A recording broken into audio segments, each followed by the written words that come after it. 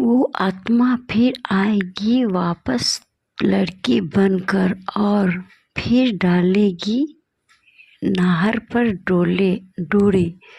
रूही को फिर करेगी परेशान और दादी मिलाएगी उस आत्मा से हाथ और रूही को पता चलेगा इसका सच।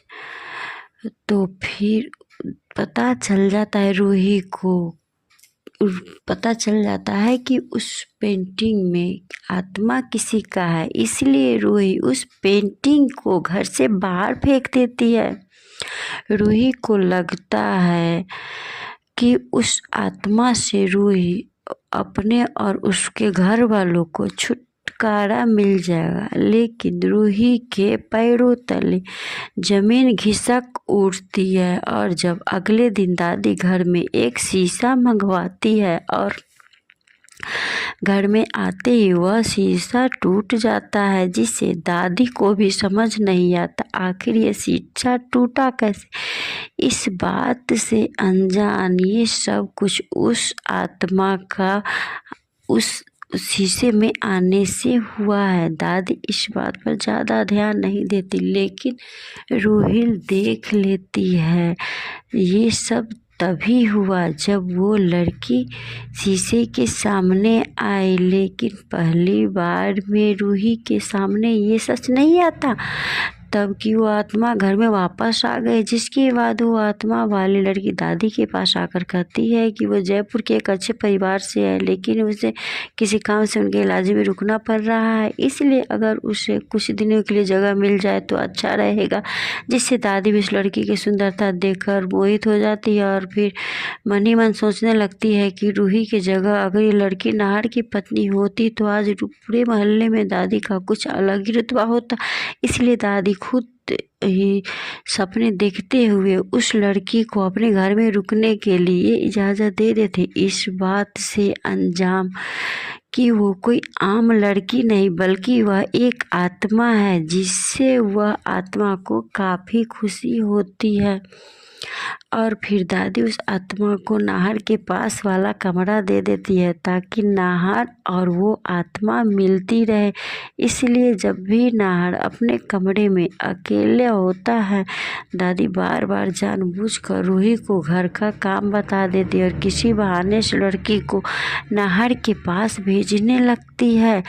अब क्योंकि वो आत्मा भी नाहर से प्यार करती है, इसलिए वो नाहर पर डोरे डालने का एक भी मौका नहीं छोड़ती है। लेकिन जब उस आत्मा को बात समझ आती है कि नाहर रूही के सिवाय किसी पराई औरत से नज़र भी नहीं मिलाता, यह जानकर उस आत्मा को रूही पर काफ़ी गुस्सा आता है। इसलिए रूही को रास्ते से हटाने के लिए वो आत्मा एक बार रूही को गिराने की कोशिश करती है, मगर तभी नाहर यह सब देख लेता और मौके पर पहुंचकर रूही को बचा लेता है, जिससे रूही नाहर बहुत ही करीब आ जाते हैं, जिससे वो आत्मा फिर से रूही को देखकर काफ़ी गुस्सा हो जाती है। और मगर इस बार दादी उस आत्मा को देख लेती है और उसे रूही के नाहर के करीब आना पसंद नहीं, जिससे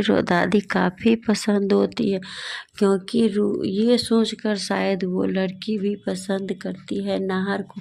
इसलिए दादी मौके का फ़ायदा उठाकर नाहर को रूही के पास उस आत्मा को भेजती है और उस आत्मा के पास जाकर शादी की पूछती है, शादी क्यों नहीं की, जिस पर वह आत्मा दादी को बताती है वह ऐसा लड़का नहीं मिला जिसे वह पसंद आया, और जिस पर बेशर्मों की तरह उस आत्मा से कहती है अगर वह दादी को पहले मिली होती तो वह अपने नाहर के लिए उसका हाथ मांग लेती, जिसे सुनकर आत्मा शर्मा जाती है। इससे दादी के मन में तो लट्टू फूसने लगती है। फिर दादी आत्मा से सवाल करती क्या उसे नाहर पसंद है, जिस पे वह आत्मा दादी को सर हिलाकर जवाब देती है, जिसके बाद दादी भी उस आत्मा को बताती है उसे रूही बिल्कुल भी पसंद नहीं, इसलिए रूही को रास्ते से हटाकर वह उसे हमेशा के लिए नाहर से दूर करना चाहती है। इसलिए अगर वह दादी के साथ दे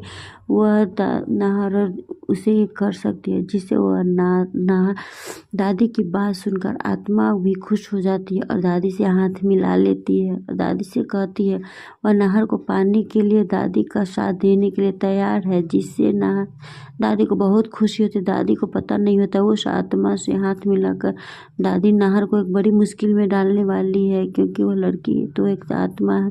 वही जब रूही देखती है कि बार बार वो लड़की नाहर के करीब आने की कोशिश करती है तो उनके घर में घुस जाए, तो आइए जब से वो आत्मा का दिखना बंद हुआ है तब से रूही समझ जाती है उस आत्मा का इस लड़की से जरूर कोई कनेक्शन है, संबंध है। इसलिए रूही उस आत्मा पर नज़र रखना शुरू कर देती है। एक दिन रूही जब घर में सबको भगवान का प्रसाद दे रही होती है, वह आत्मा रूही से दूर दूर जाने लगती है, जिससे रूही का शक यकीन में बदल जाता है। ये लड़की वही आत्मा है जो रूही के से नाहर को छीनने आई है। इसलिए रूही को नाहर को सब बता देती है, पर नाहर विश्वास नहीं होता है रूही के बातों पर कि लड़की आत्मा है।